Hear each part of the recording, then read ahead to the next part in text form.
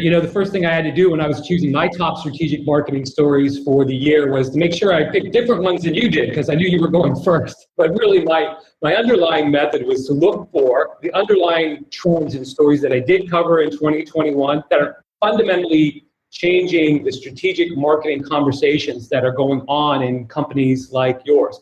One such story I covered in June was about the online dating app Thursday that only operates one day per week. I bet you can guess what day that is. Users of online dating apps tend to obsess, at least some do, and they appreciate that Thursdays goes dark 6 days a week so that they, in essence, are saving the user from themselves a little bit. The executive team at Thursday is hoping that their sacrifice of revenues by only operating one day a week will position them as the most trusted brand in their category. The underlying trend in this story is the movement towards corporate and brand authenticity. Millennials especially look at authenticity as the most critical factor in choosing who they're going to do business with. 90% of millennials say that brand authenticity is the most critical factor in making that choice. And 82 of B2B buying committees now include at least one millennial. So will 2022 be the year that your company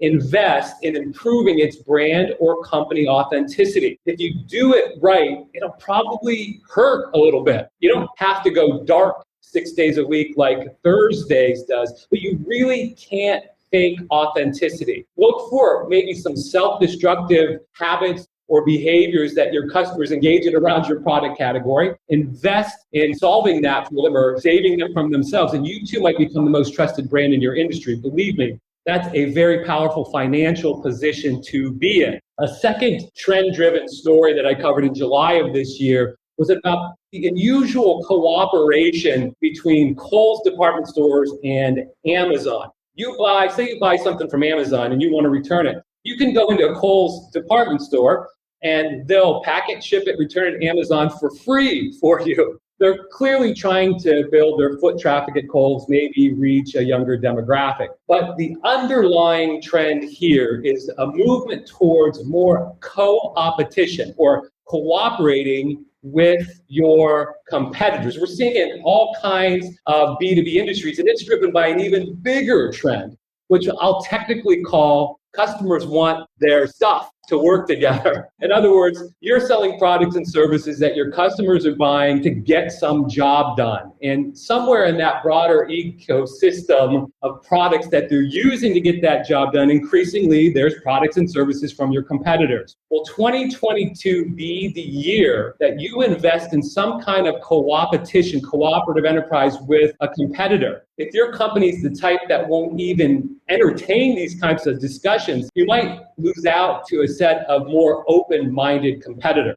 A third trend-driven story that I spoke about in November was about Costco's powerful 100 million member strong platform. They're using it to entice some of the world's leading consumer packaged goods suppliers to compete against themselves. These suppliers are manufacturing private label versions of their branded products to sell under Costco's private label Kirkland brand name next to their own products at a lower price. The underlying trend here is the absolute explosion of B2B platforms. The number of B2B platforms, places that you can go to where buyers are that are buying chemicals or energy products, they've tripled in the last 24 months.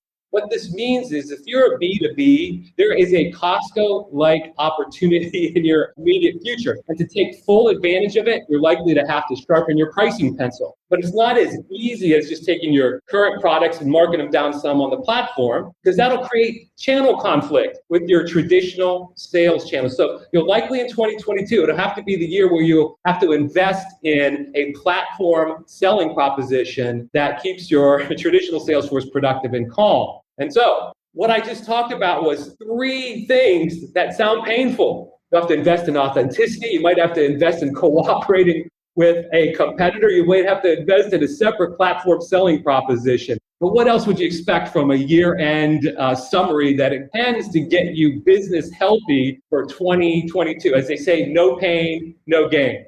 Look into these stories from companies like Amazon, Kohl, Costco, and you'll see much more than news value. you'll see trends that you can get in front of in 2022 for strategic marketing success.